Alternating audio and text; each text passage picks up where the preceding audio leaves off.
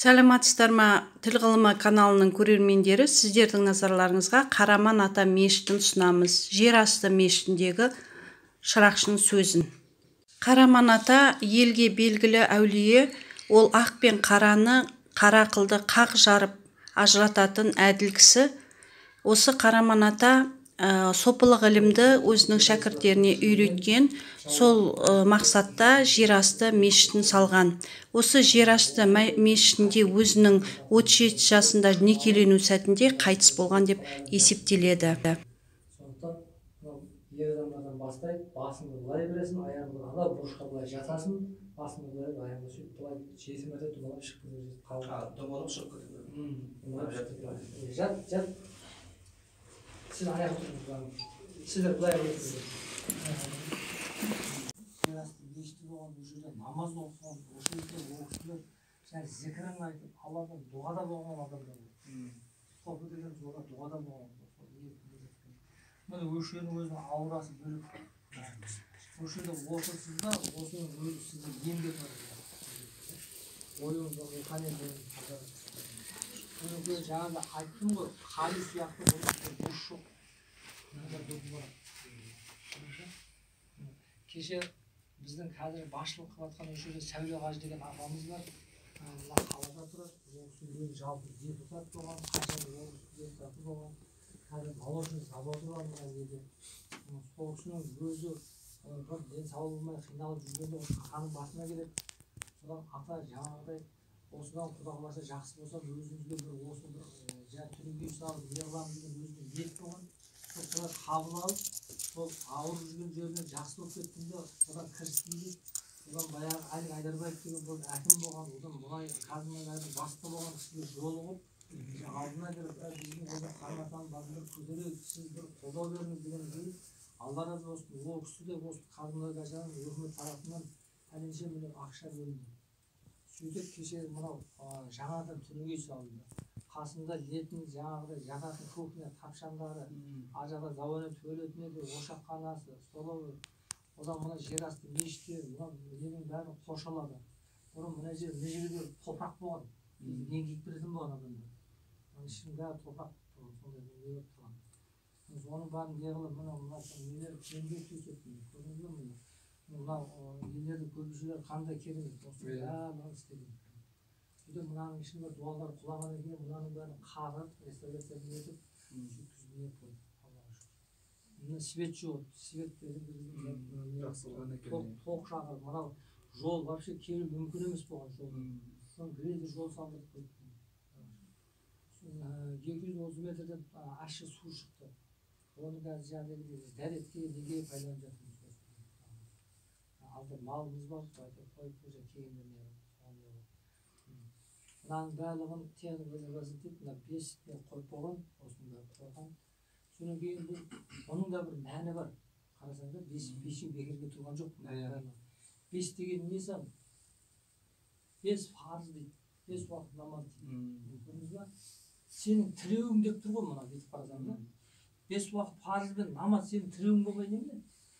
Соны білген адам ол деген үлкен не ғой, сол 5 парызды, 5 уақыт намазды оқытып.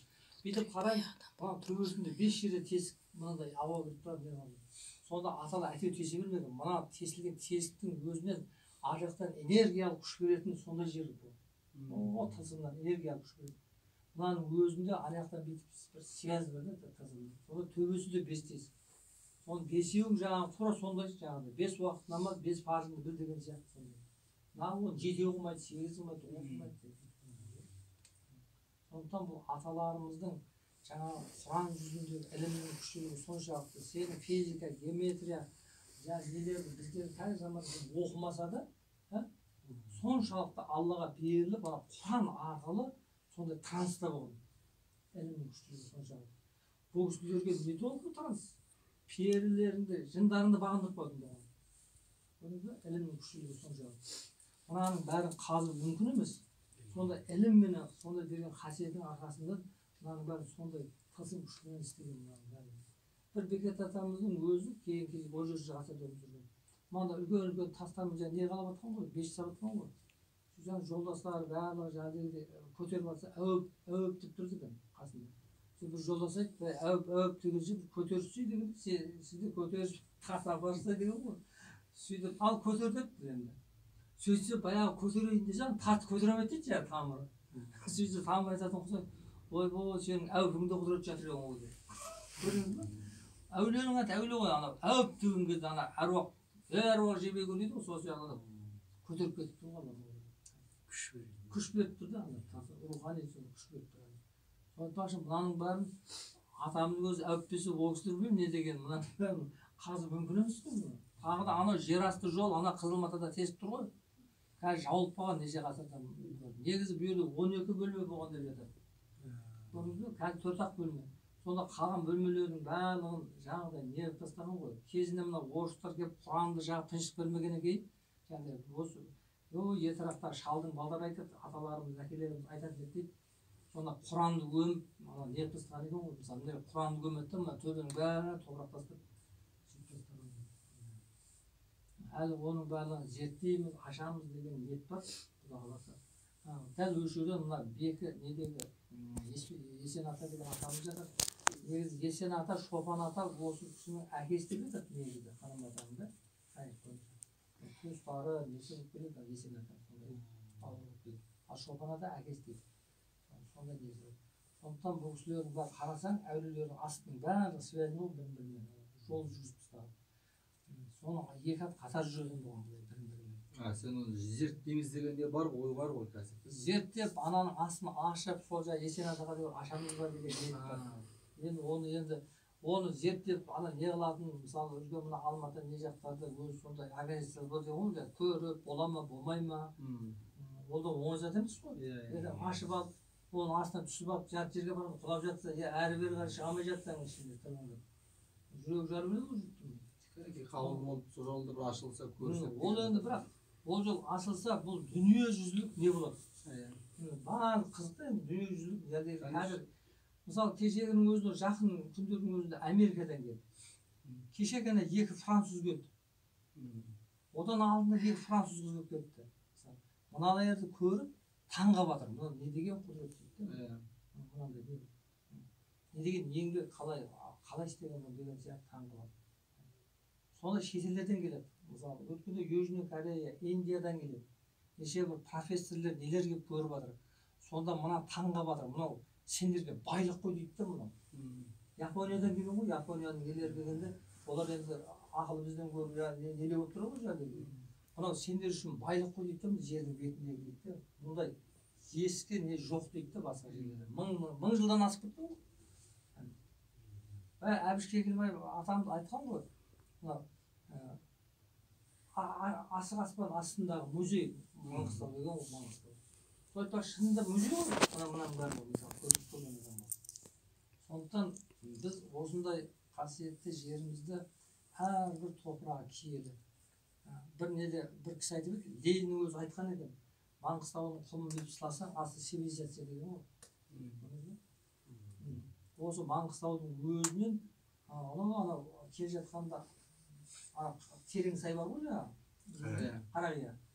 Сол жердегі нелерді зерттегенде солар үңгірлердің ішінен кәдімгі динозаврдың сүйектері, акуланың тістері шыққан дейді. Цивилизациядан бері қайтқан жоқ. Бұл жерде ракуш қой бұл жердегі бәрі. Бұрын мұхит теңіздің асты болған не болған. 7 жұрт па келіп кеткен жер бұл. Каспий, әртүрлі тайпалар болған. Ең соңында адай ру келіп сол кездердегі мынау ислам дінінің несіменен ұстап қалған ғой бұл жердің несін. Бұл жерде анандай шарықтар көп болған екен, жаман нәрселер. Адамдарға тыныштық бермей, елдерден кейін қашып кете берген ғой. Bu yerде қарасаң, бірдей теп-тек соғып келе жатады да, бірде құз пайда болады. Бекет ата көріп отырсыз ғой? Мына құз. Бұл жаққа Шақпақ атаға барасың, ертең сіздер Шақпақ атаға барасыз, сол жерде Қапам ата деген бар. Мынау таудан бұлай ұшпа шыққан. Лай басы бір 200-300 метр жерде. Соның басында жатыр ғой. Қара. Қапам ата. Сол кісілер кезінде Шақпақ ата барлығы перілермен алысқан. Перілерді бағындырған кісілер болған. Яғни Сұлтан әпі судың пірі дейді.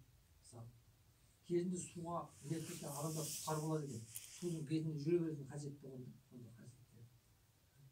Ал шақпақ атан оттың бірі дейді. Дракон. Ілімнің үлкен биігінде болған шақпақ аталған. Шетелде сол арабтардың өздері көп оқиды дейді ғой сол жерде. Ілімнің күштілігі соншалық. Ілімді мынау бап дейміз ғой, мысалы аштан бап дейміз да, қорасан бап деген сөздің бәрі сахабалар бұлар. Ал Алла зираттарын қабыл болсын.